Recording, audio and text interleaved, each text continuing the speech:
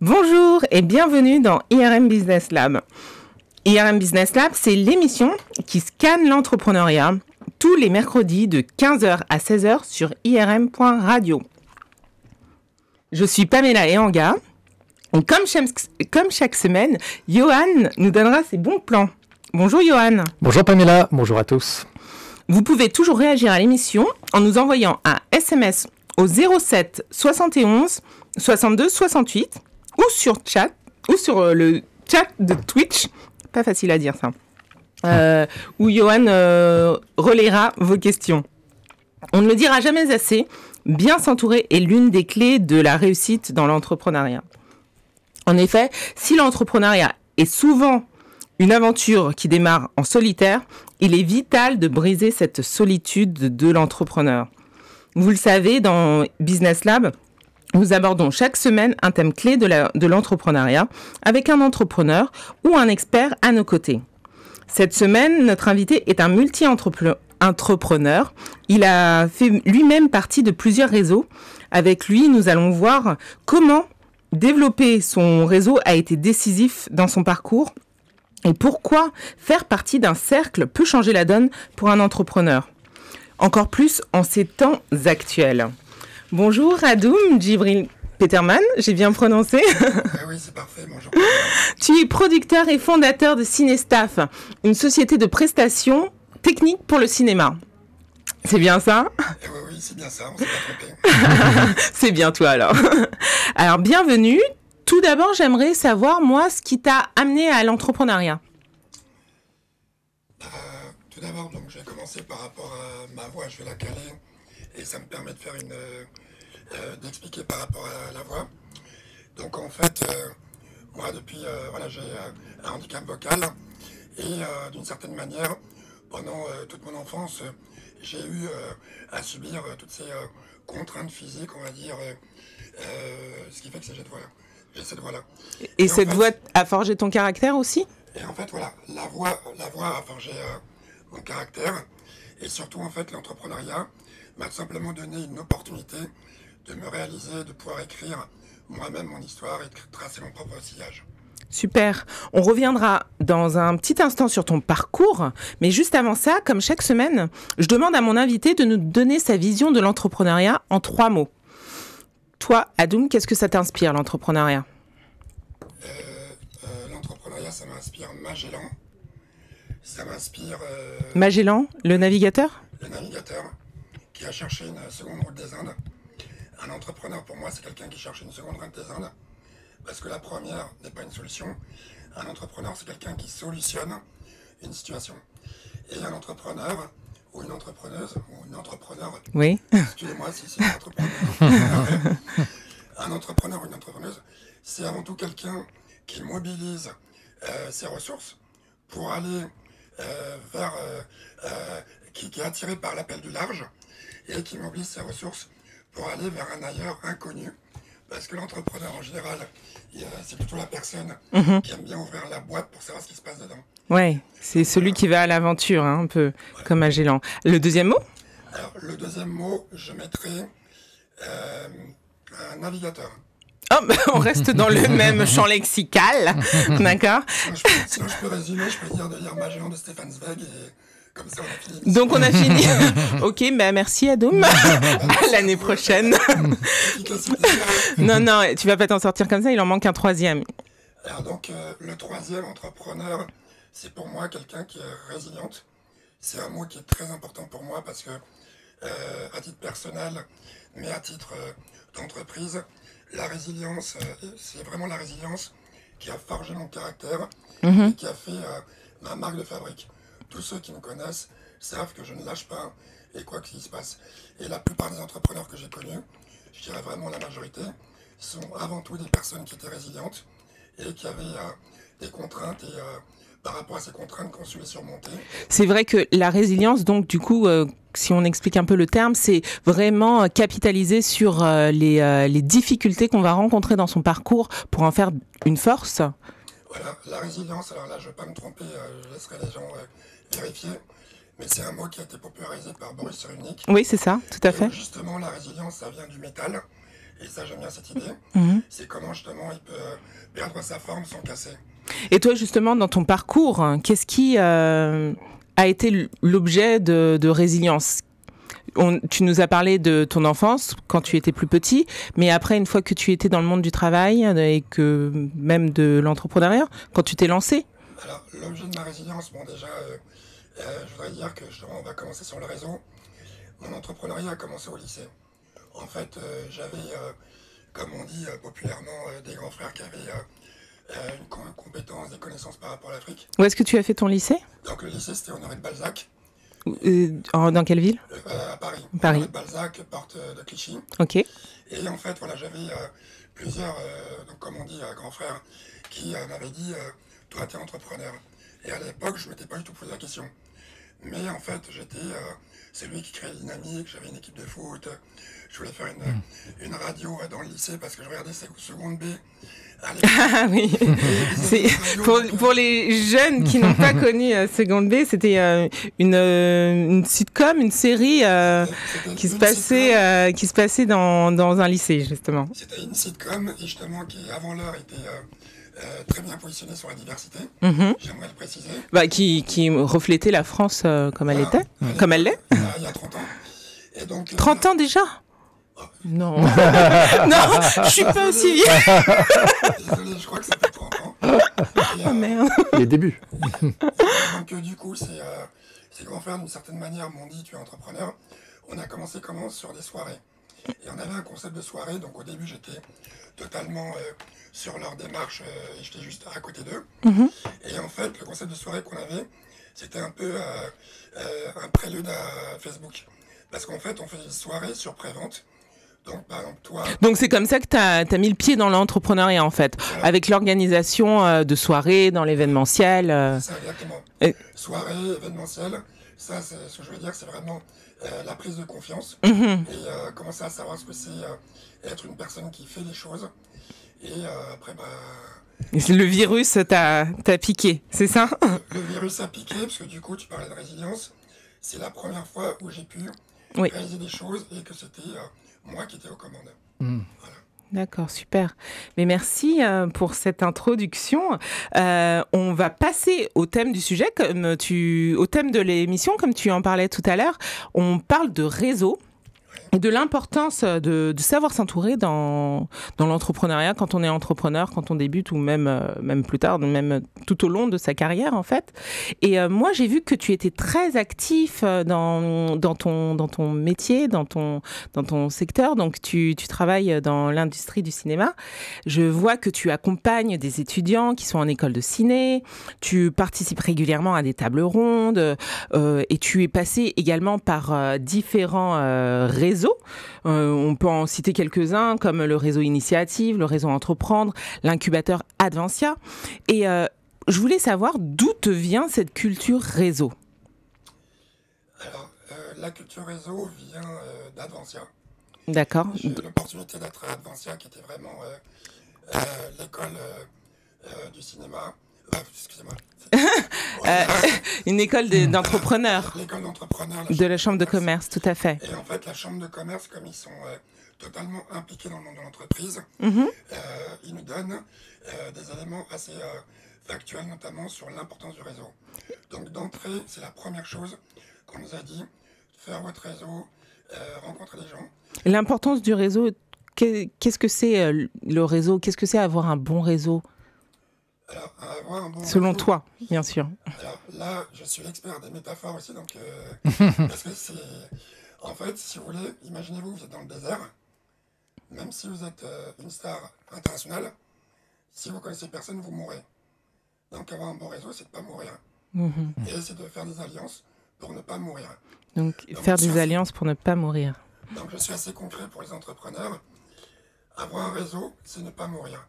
Parce que même si votre société fonctionne aujourd'hui, il y aura toujours un moment, parce qu'on parle des montagnes russes émotionnelles, notamment comme entrepreneur, il y aura toujours un moment où vous aurez une déconvenue. Et j'aimerais justement préciser... Et justement, excuse-moi de te couper, quand tu as commencé l'entrepreneuriat, est-ce que tu t'es senti dans ce désert, dans cette solitude dont on entend souvent parler et que beaucoup d'entrepreneurs vivent? Non, parce qu'en fait, moi, j'ai jamais eu le courage d'entreprendre tout seul. D'accord. Donc, j'aimerais Tu as vraiment... toujours été avec des associés. Voilà, donc j'aimerais vraiment rendre hommage à tous mes associés qui ont toujours été des gens avec qui j'ai pu avancer, on a complété nos compétences et ils ont toujours apporté des visions, des compétences que je n'avais pas. Donc c'est vrai que j'ai pas cette connaissance d'entreprendre individuellement, ce que je trouve très courageux. Donc voilà, je ne peux pas trop parler sur ça, mais je ne l'aurais pas fait personnellement. Ouais, oui. Donc, quand tu t'es lancé, tu t'es tout de suite entouré avec des entrepreneurs et tu as tout de suite fait partie du coup, à Advansia, comment ça s'est passé? On vous a parlé du réseau et concrètement, comment ça s'est matérialisé? En fait, à Advansia, donc l'autre chose aussi, la formation. Moi, par exemple, quand je suis venu là, justement, à cette émission, j'ai toujours un casque sur les oreilles. Ouais. Et le casque, j'écoute pas de la musique. J'écoute un livre, j'écoute un documentaire, j'écoute toujours quelque chose qui est... En fait, depuis 5 ans... Mais ça, tu intègres ça dans le réseau, la formation? Oui, justement, parce que je vais y arriver. Et en fait, ça, c'est important. Et à ce moment-là, je suis arrivé à Advansia. Pourquoi? Parce que je venais à la base pour une formation, justement, qui était un bachelor entrepreneuriat. Donc je faisais un cours en contrôle continu, en formation continue, pardon. Et après, quand on a fini cette formation qui a duré 1 an, qu'on a été diplômé, on a dit aux personnes qui étaient dans la formation, maintenant qu'on est bien formé manager, pourquoi on ne créerait pas une entreprise? Au début, on était 4 et on s'est retrouvé à 2, donc avec une personne qui s'appelle Fabien. Et à partir de là, comment vous êtes connecté avec d'autres personnes? Après, par rapport aux autres personnes, comment on s'est connecté? En fait, comme tu disais, moi j'ai toujours eu la connexion à la base. C'est-à-dire que même avant d'entreprendre, j'étais le manager de mes amis. Voilà. Donc la communication, il ne faut pas avoir peur d'aller vers les autres, c'est ça? Il ne faut pas avoir peur d'aller vers les autres. Et c'est vrai encore par rapport à cette notion du désert. Avant de partir dans le désert, il faut pouvoir justement préparer son voyage. Et par rapport à ça, tout simplement, quand on prépare son voyage, c'est les gens qui nous accompagnent et savoir cartographier les personnes ressources et toutes les personnes qui pourront nous aider au fur et à mesure.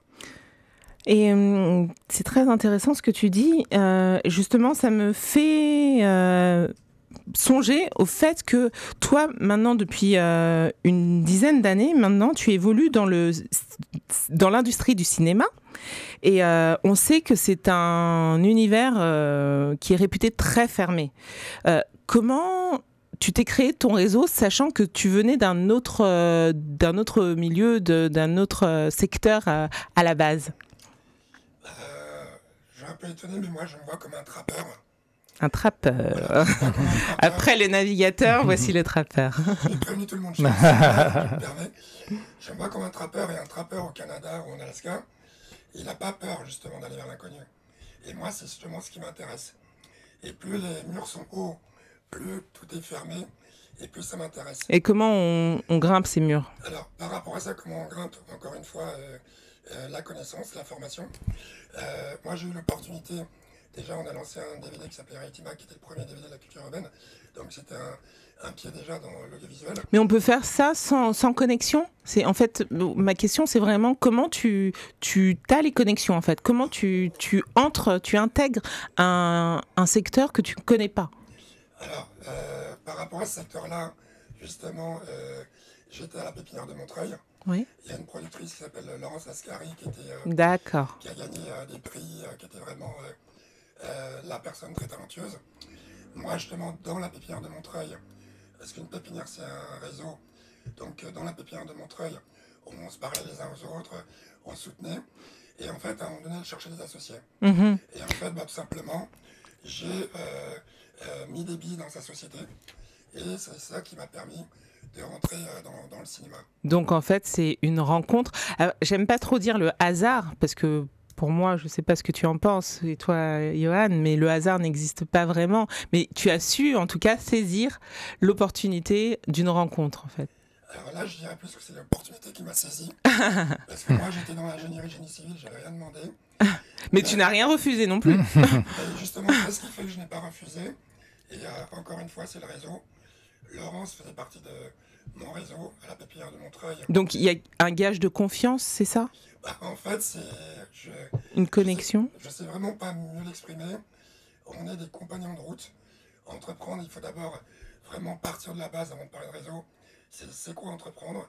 Entreprendre, on a l'impression que les premières personnes qui vont nous soutenir, c'est notre famille, c'est les amis, ce qui n'est pas du tout vrai. C'est souvent des gens qu'on ne connaît pas. Ouais, c'est vrai. Et c'est des gens qui, justement, nous voient comme nous on se voit. C'est ça la différence. Parce que souvent, nos parents, c'est un peu au début, bon bah c'est bien, mais tu gagnes quand de l'argent et tout ça. Et donc, Laurence, en fait, était dans le réseau Entreprendre aussi. Donc, un autre réseau, on était ensemble.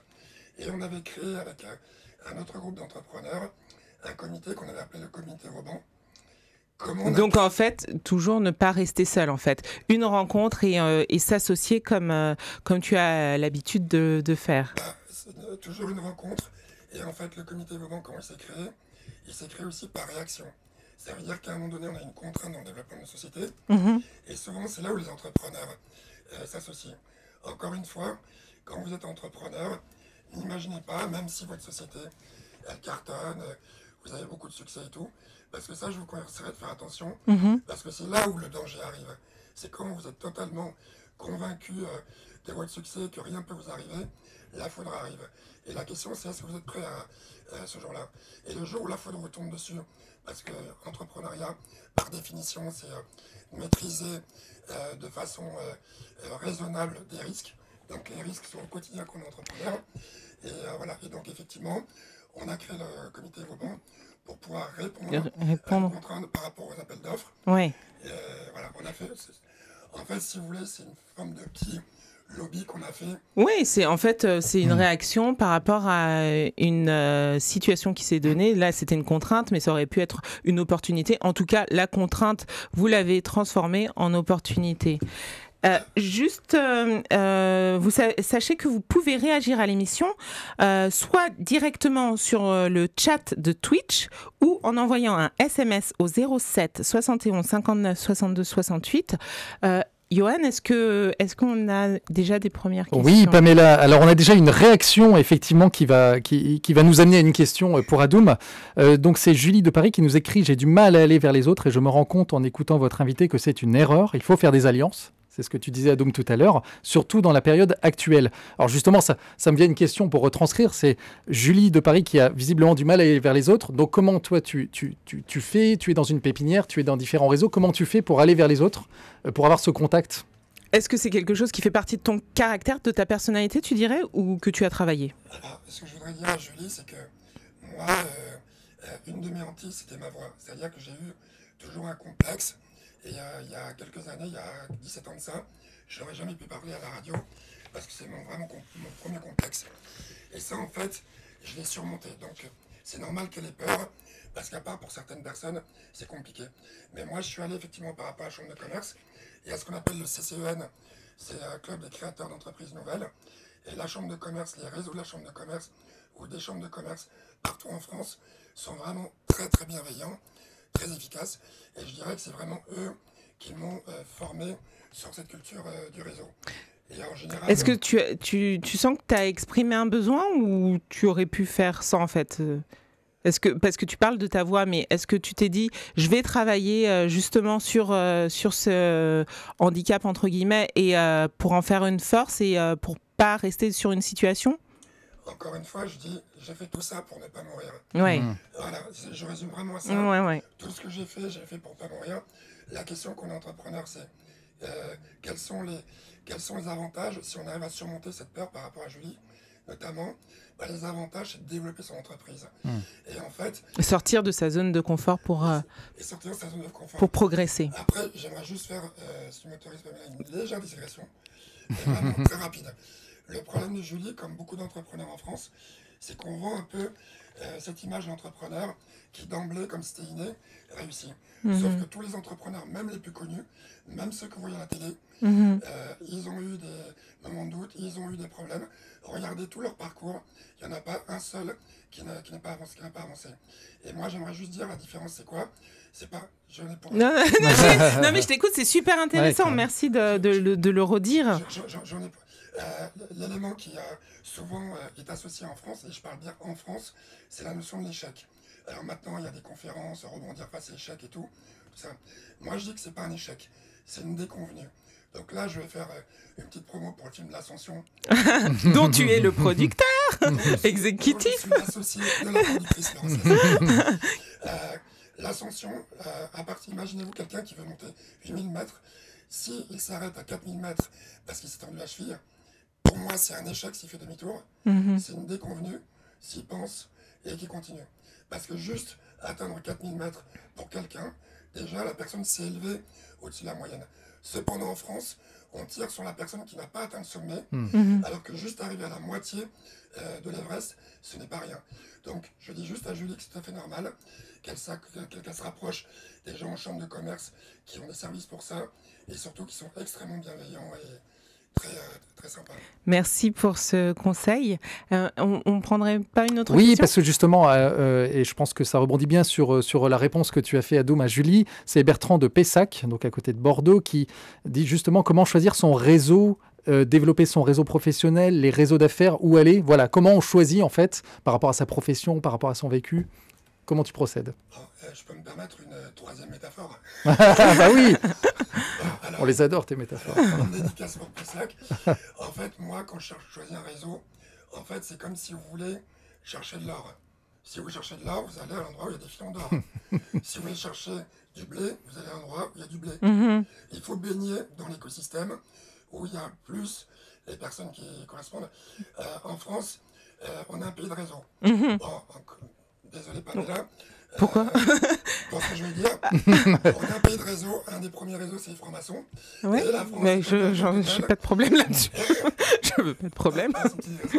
Et en fait, si vous voulez, là, je vous invite à regarder l'intervention de Napoléon Hill sur la notion du cerveau collectif. Et en fait, oui, parce que il me semble que tu es en train de préparer une étude sur le cerveau collectif. Voilà, exactement. Qu'est-ce que tu appelles le cerveau collectif ? Alors, le cerveau collectif, si vous voulez, alors j'insisterai tous les entrepreneurs, deuxième livre, à lire Sapiens. Parce qu'en fait, les gens ne comprennent pas une chose. Ils ne comprennent pas qu'en fait, on est des homo sapiens. Qu'est-ce qui a fait que l'homo sapiens a pu s'imposer par rapport aux autres ? C'est la collaboration. La collaboration. Et aujourd'hui, quand vous regardez les gens sont purement égoïstes. Ils sont purement individualistes. Et le problème, c'est que la vraie force, c'est la collaboration. Et le cerveau collectif, qui est donc aussi appelé l'égrégore, c'est la conjonction d'une vision commune et où plusieurs cerveaux s'associent pour trouver une solution.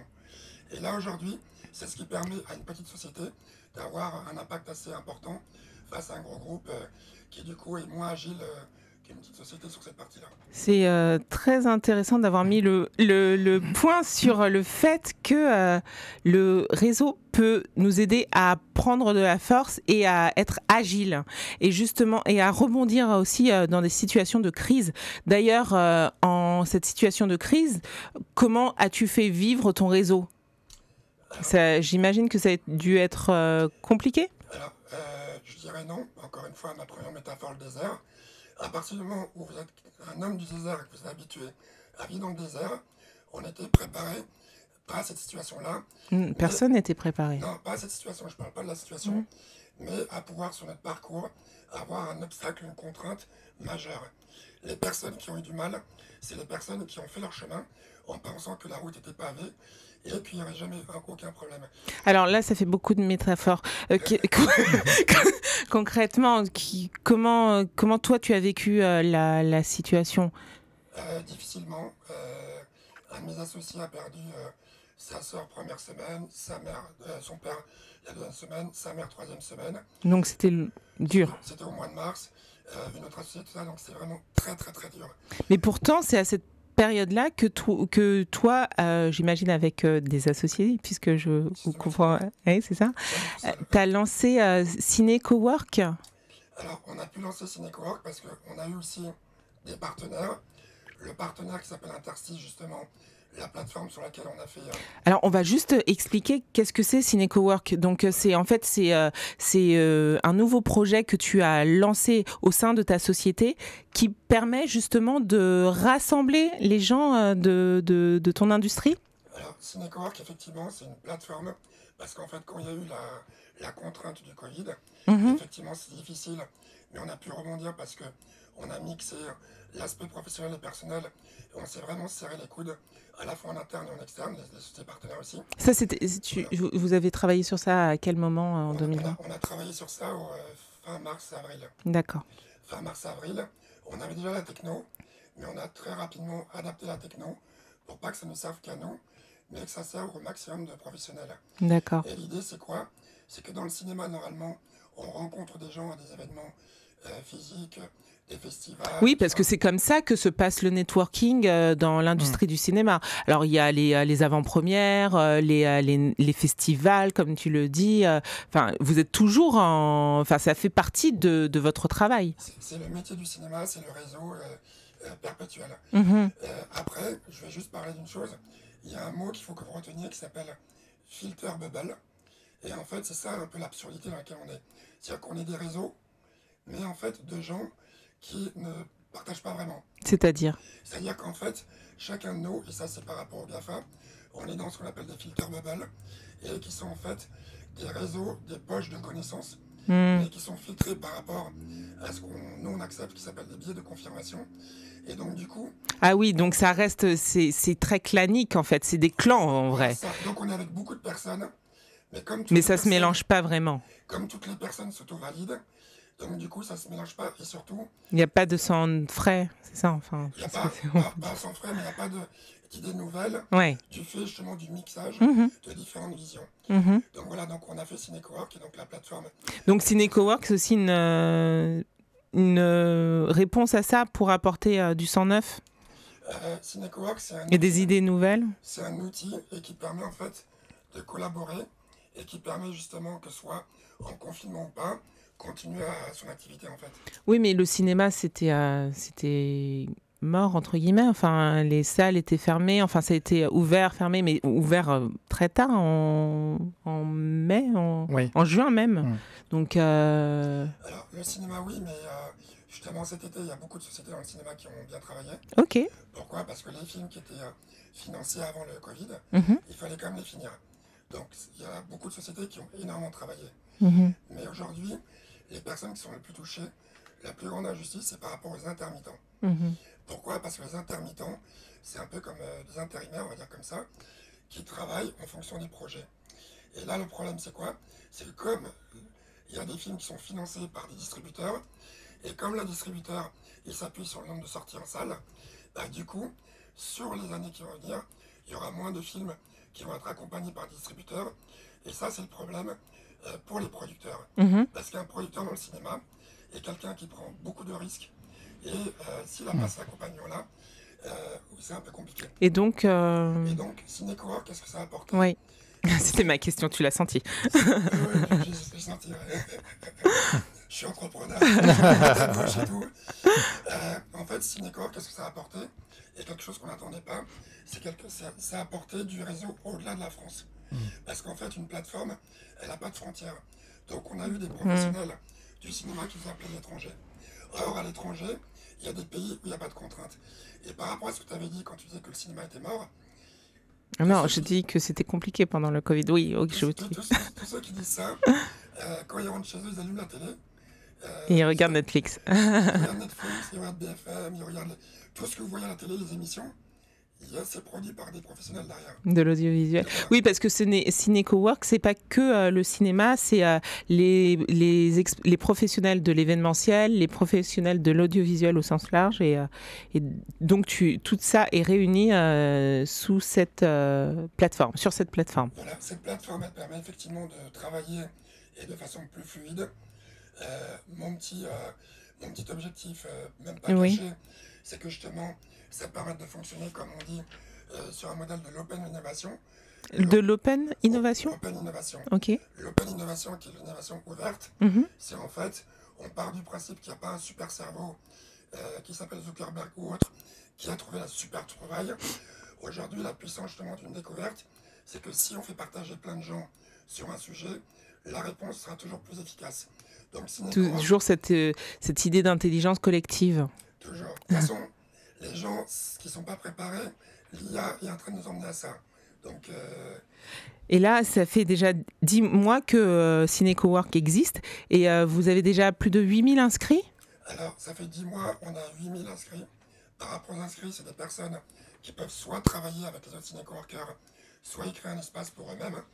Et sur cette communauté, l'idée, c'est que justement, on puisse mettre en place des projets Figito, donc des rencontres À la fois digitales physique et digitale. qui étaient demandées. Et surtout, devenir aussi une forme de groupement d'achat. Parce qu'un producteur, même si il gère des centaines de millions d'euros, la puissance d'achat de Ciné-Cowork ne pourra pas être égalée. Ce qui permettra de faire économie d'échelle pour l'ensemble de la filière et qui va permettre d'avoir un impact certain sur le coût de production des films. Et comment tu animes ce réseau? Alors, Enfin, comment vous animez, puisque je comprends que tu n'es pas tout seul. alors c'est là où on va parler des galères, c'est ça, non? donc en fait, le point fort, c'est qu'on a mis le meilleur outil, parce que, comme je t'avais dit, je suis entrepreneur, je suis prêt à ce qu'on compare. Mais la difficulté, c'est qu'on doit embaucher une équipe pour animer. Il nous faut une équipe de 5 personnes. Donc là, on est en train de lever de l'argent pour pouvoir embaucher cette équipe. D'accord. Donc je dirais qu'aujourd'hui, sur toute la partie animation de communauté, c'est pas du tout notre point fort. Mais notre promesse, parce qu'on nous a demandé si je viens sur Ciné-Cowork, qu'est-ce que je rencontre Oui, des qu'est-ce gens. que ça? Oui, voilà. Et moi, je dis, tu rencontres des gens si tu cherches à les rencontrer. Voilà. Moi, je suis pas la personne qui suis là. Je suis Ciné-Coworker comme les autres.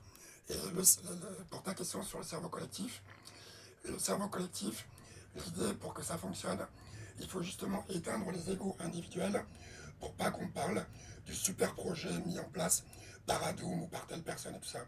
C'est quelque chose qui se veut collégial parce que l'impact et l'intérêt, il est pour tout le monde. Donc voilà.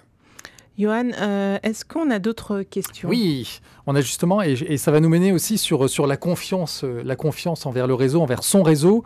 D'Alice qui habite à Goussainville. Je suis membre du réseau Entreprendre. Je travaille sur une nouvelle offre qui sera lancée en février ou mars. Faut-il que j'en parle auprès de mon réseau ou faut-il que je reste discrète?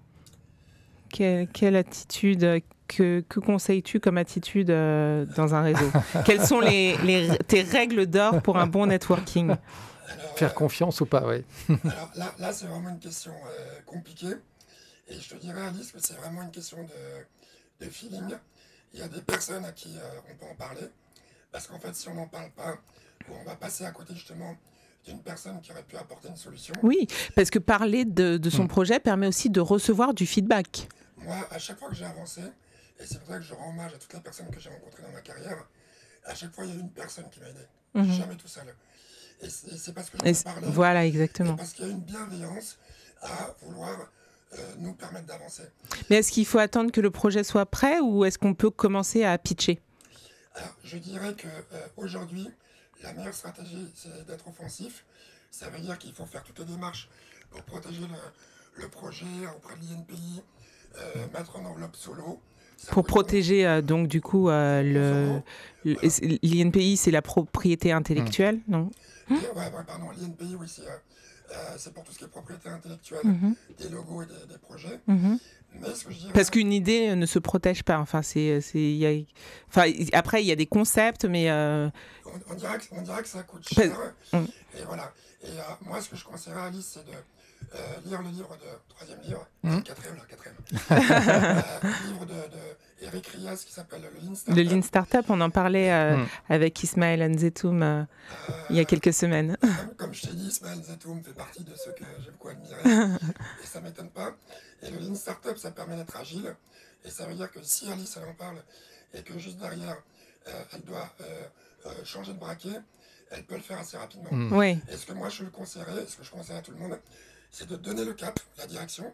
Donc, encore une fois, dans le désert, dire je pars à Barcelone, par exemple, mais ne pas dire ce qui va se passer sur la route. Voilà. Je pense que c'est la meilleure stratégie, parce que les gens aiment bien qu'on donne des caps. Et si on ne donne pas la recette, voilà, si elle dit je vais faire un pot-au-feu, mais elle ne donne pas sa recette de sa grand-mère, il n'y a pas trop de problèmes. Oui, très bien. Après, je voudrais... Une autre question peut-être? Oui, alors on a une question de Karim de Sartrouville. Alors Karim qui s'interroge en fait jusqu'où peut aller le réseau. Il écrit, donc je suis graphiste, est-ce que je peux trouver tous mes clients par les réseaux uniquement, sans autre démarche commerciale? Donc sous-entendu la prospection téléphonique, voilà. Donc est-ce que tu penses que les réseaux peuvent suffire? Non, les réseaux ne suffisent pas, il faut vraiment faire un mix.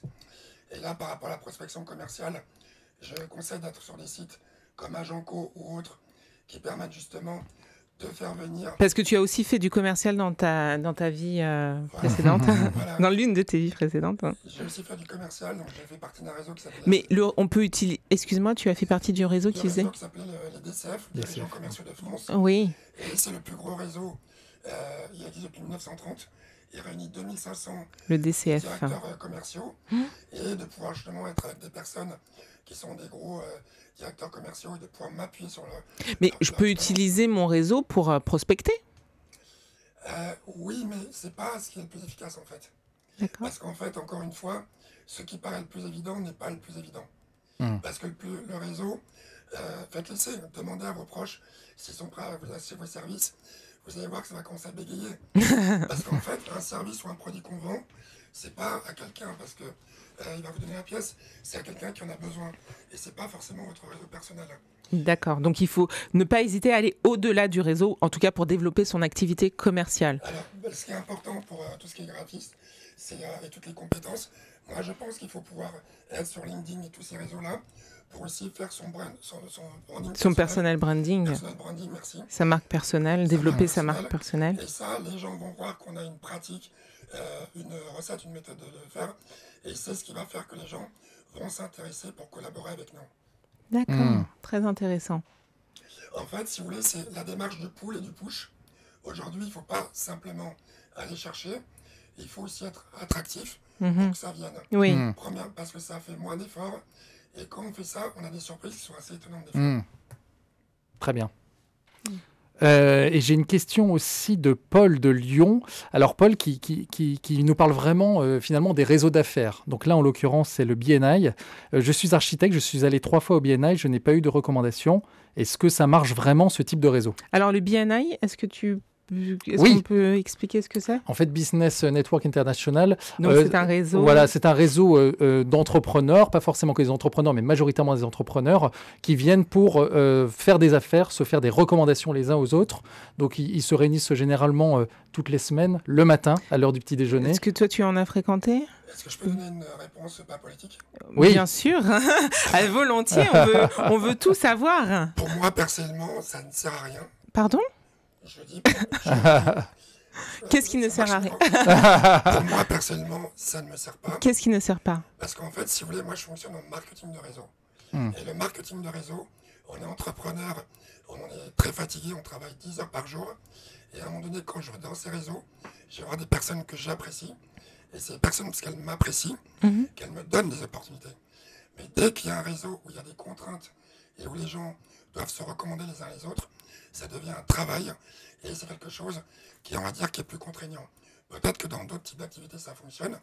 Je serais intéressé pour apprendre. Mais moi, je fonctionne vraiment au marketing de réseau. Et avant tout, quand je vais réseauter, je mange bien, j'ai mon petit verre, je passe des bons moments. Non, mais ça, c'est le luxe du cinéma, là. Là, tu nous sors le festival de Cannes, ta petite coupe de champagne. Est-ce que c'est ça, en fait, réseauter? C'est sympa. alors ça, c'est vraiment la vision. Ça, moi, je suis allé une fois à Cannes, mais moi, c'est pas mon quotidien. Moi, mon quotidien, c'est avec les faiseurs, des gens qui sont réellement sur le terrain. Et là, moi, je parle avant le cinéma. Les DCF, chaque mois, il y a un super gueuleton, on va dire comme ça. Et avant tout, on est super content parce qu'on va bien manger. On est en France quand même. On va se voir. C'est important. On est content de se revoir. C'est vraiment une question de notion de plaisir. Et le plaisir génère un résultat. Mais quand on vient comme si on était prêt à harponner quelqu'un, ça ne fonctionne pas. Parce qu'un entrepreneur qui vient, il n'a pas envie de se faire harponner. Il a juste envie d'interagir avec quelqu'un ou quelqu'une d'intéressant. Et c'est comme ça. En fait, donc en fait, quand on network, quand on réseaute, il faut pas venir avec une demande. Enfin, il faut pas. Il faut être un peu plus subtil que ça. Alors là, la 5e métaphore. Est-ce que justement, quand vous étiez à l'école, souvenez-vous, allez, pas il y a 30 ans, mais les amoureux et tout. Est-ce qu'on était lourdingues? Oui. Il y a des dossiers, donc il y avait des harponneuses et tout. Mais voilà, non, mais c'est une question, voilà, Oui, il faut se séduire, c'est ça que tu veux dire. Il faut se séduire, et en fait, c'est pas différent de ça. C'est vraiment à un moment donné, il faut laisser le libre arbitre à tout le monde. Il ne faut pas que la personne en face, elle ait l'impression... Je ne fais pas du conseil matrimonial.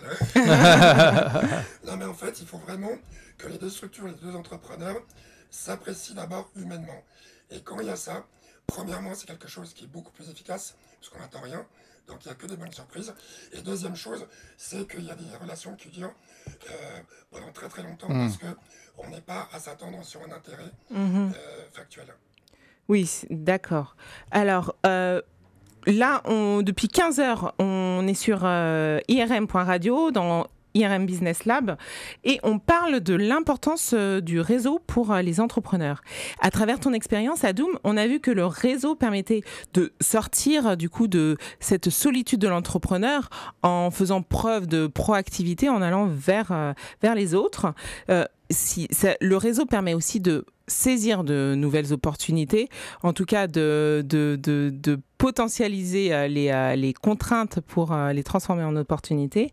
Et également, c'est l'opportunité de se connecter avec les bonnes personnes autour d'un bon repas. C'est ça que c'est exactement ça. Mais la crise sanitaire nous a fait découvrir de nouvelles façons de travailler et également de networker. On l'a vu notamment avec ta plateforme Cineco Work. Je l'ai bien dit, Cineco Work, c'est ça. Johan, il me semble que tu as d'autres bons plans à nous partager cette semaine pour continuer à réseauter à l'heure de la distanciation sociale. Effectivement, Pamela, et comme le dit Adoum depuis plus de 40 minutes maintenant, il est important de progresser, de travailler collectivement ensemble. Et la période actuelle suscite pas mal de questions auprès des entrepreneurs. Comment continuer à animer son réseau? Et là, ce qu'il faut savoir, c'est que les réseaux d'entrepreneurs, les réseaux d'affaires aussi, dont Adoum n'est pas fan, mais peu importe, il y a d'autres... on fait le maximum, se sont adaptés pour proposer rapidement des événements 100% en ligne et vraiment avec une réaction très très rapide, parce que le confinement a eu lieu en mars, ça s'est fait en 2 ou 3 semaines. Des réseaux comme Optim Réseau, comme les événements aussi proposés par le BPI, comme Action L. Et en fait, tout ça, ils ont pu le faire grâce aux plateformes et aux fonctionnalités proposées par les plateformes qui permettent de garder en fait ce côté professionnel et ludique. Alors je comprends pas, qu'est-ce qu'ils ont fait concrètement? En fait, typiquement, par exemple, si je prends l'exemple du BNI, puisqu'on en a parlé tout à l'heure, ou le BNI, ou le BNI, si on veut dire. Exactement, ce qui est mon cas normalement, mais j'essaie de faire l'effort en fait. Ce qu'ils ont fait simplement, c'est qu'ils se sont très vite intégrés dans Zoom. Donc la personne qui présente son activité, puisque c'est le concept du BNI, à ce moment-là apparaît directement sur l'écran. Dès qu'il y a une personne qui parle, boum, c'est sa photo qu'on voit, c'est sa personne. Et il est possible aussi de chatter avec les différentes personnes, les invités, de créer des salles virtuelles. Donc en fait finalement, toutes ces personnes ont découvert qu'il y avait des outils et des fonctionnalités qui permettent de faire vivre. Alors, pas faire vivre totalement en conditions réelles parce que c'est pas possible, mais en tout cas d'avoir toujours quelque chose de professionnel et ludique à proposer. Et pour garder le lien, du coup. Exactement. On connaissait les apéros Zoom. Oui, voilà. C'est vrai. Alors il y a des entrepreneurs et ils ont raison qui se sont inquiétés en disant oui, mais on perd aussi ce côté informel. Le côté informel, c'est avant un événement, on se salue, on boit le café ensemble. Après l'événement, on débriefe, on parle, on rigole une dernière fois avant de partir. Et en fait, pour ça, ce qu'on voit, c'est qu'il faut faire preuve aussi un peu de créativité sur le sujet. Par exemple, quand on se connecte à une session Zoom qui a une quinzaine de personnes, on salue tout le monde, on montre sa bonne humeur, on demande comment il va, etc. pour créer vraiment, continuer à créer le lien, toujours travailler le réseau. Il ne faut pas rester caché derrière son écran sans rien dire. Et il y en a qui se sont amusés, c'est assez marrant, pour apporter beaucoup de convivialité, à mettre les écrans derrière de la plage ou à changer en cours de route, passer à la montagne ou dans des soirées, etc. Donc, pour créer quelque chose d'un peu humoristique ou de mettre des fonds sonores. Donc voilà, ce sont des manières aussi de remplacer le côté informel par quelque chose d'un peu convivial. Et tu as participé à des événements comme ça, toi, pendant les confinements? En fait, quand on a parlé, finalement, j'ai participé à une affaire. Oui. Il y en a un qui s'appelle Tourisme Online. Mhm. Et pour notre agence de voyage, on a participé et on a rencontré des gens factuels. Et concrètement, ça nous a fait avancer.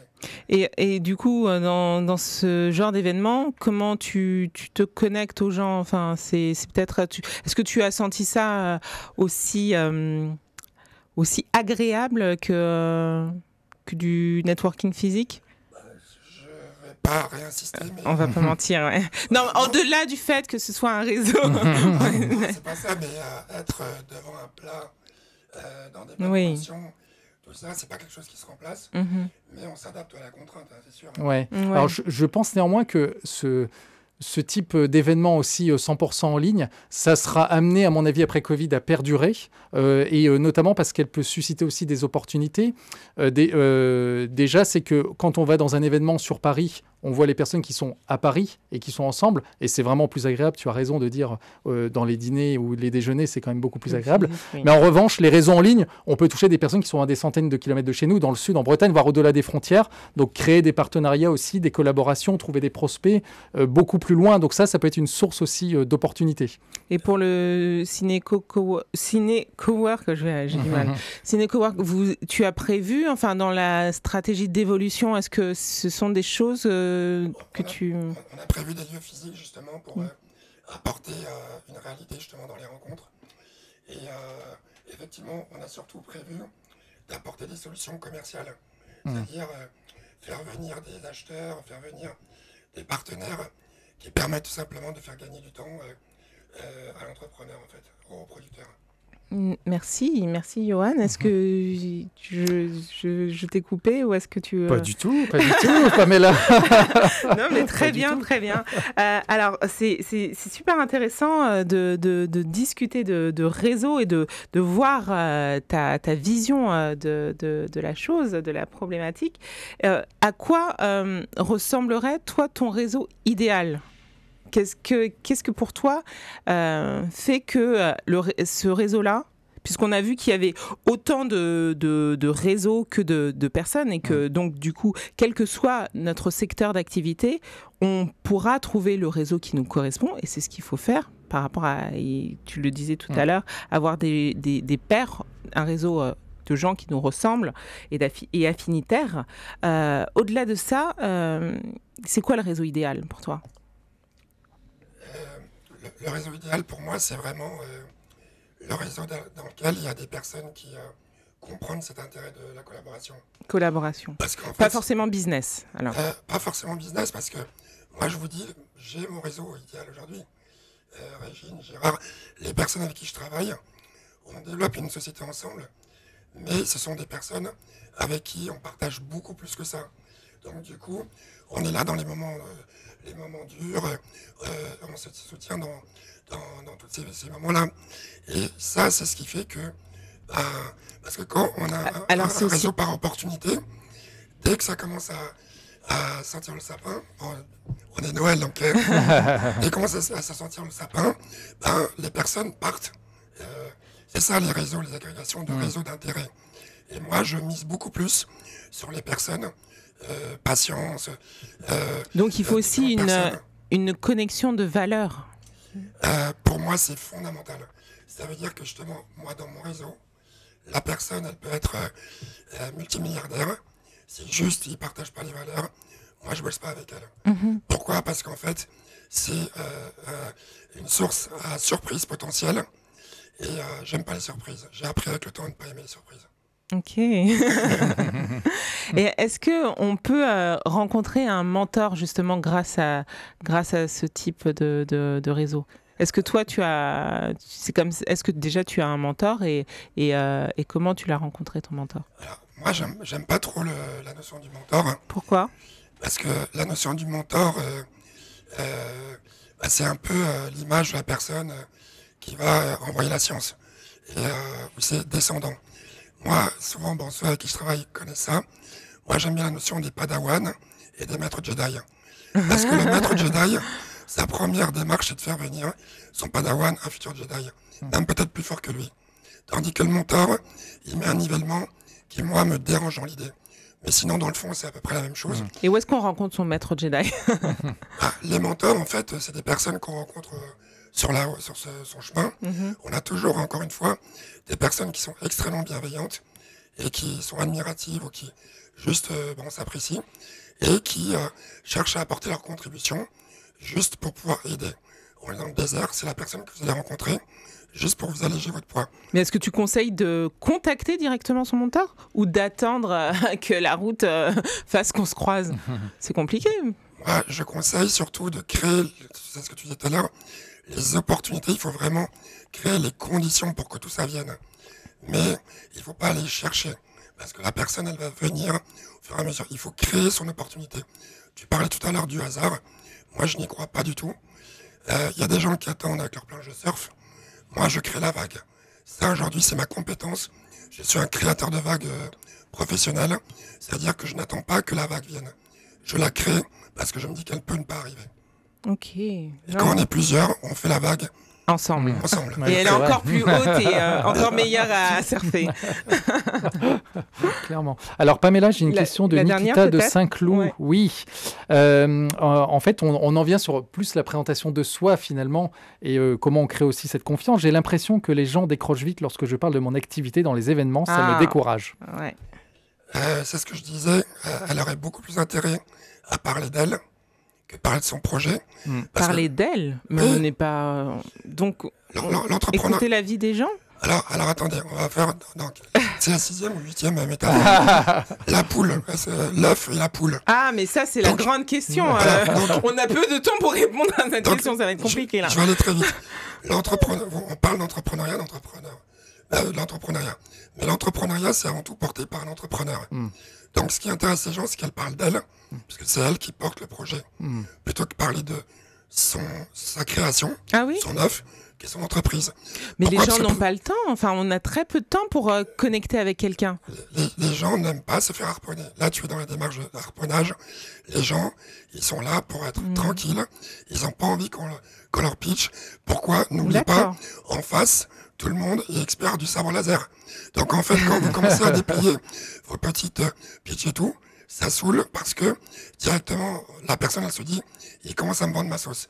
Mais par contre, si on parle qu'on aime le surf ou qu'on aime bien faire des câlins à des arbres et tout, c'est quelque chose. Non mais c'est pas une blague.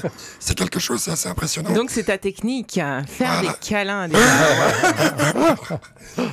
J'avoue.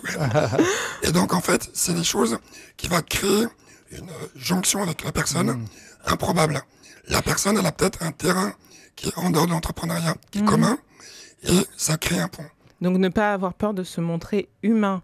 Voilà. Et quelle a été ta meilleure expérience, je sais que ça peut être difficile de trouver, mais ta meilleure expérience de networking, où tu t'es dit, ah ça c'est bon, ça va donner quelque chose.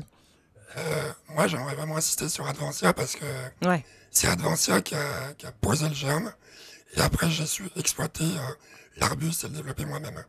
Mais c'est vraiment la chambre de commerce. S'il y a un conseil que je donne à tout le monde, rapprochez-vous de votre chambre de commerce. Il y a toujours une personne en charge des réseaux. Et cette personne-là est une personne qui est avant tout très très bienveillante. Et pour moi, c'est vraiment l'étape numéro 1, même si on fait notre réseau. Et il ne faut pas oublier qu'on a tous un réseau, même si on ne connaît pas Emmanuel Macron, on a tous un réseau, on a tous des collègues, on a tous une vie antérieure et ne pas avoir peur d'être humain et de se connecter. Et si on se sent vraiment démuni, ne pas avoir peur d'aller frapper aux bonnes portes, aux écoles, aux réseaux existants. Tu disais, Johan, je ne sais pas si tu l'avais dit, mais on en a parlé ensemble, qu'il y a plus de 10 000 réseaux en France. Oui, donc, plus de 10 000 réseaux d'entrepreneurs en France et 25% des entrepreneurs qui les fréquentent. Donc, ça veut dire qu'en fait, il y a vraiment de la marge. Il faut y aller et pas rester isolé, justement. Donc, il y a la place des réseaux, non? Il y a le site de la place. Oui, il y a le site La Place des Réseaux qui référence les réseaux. Donc, il y a forcément un réseau qui vous correspond. On arrive presque au terme de l'émission. Tu nous as donné beaucoup de conseils et beaucoup de lectures à faire, donc c'est génial. Merci beaucoup, Adoum.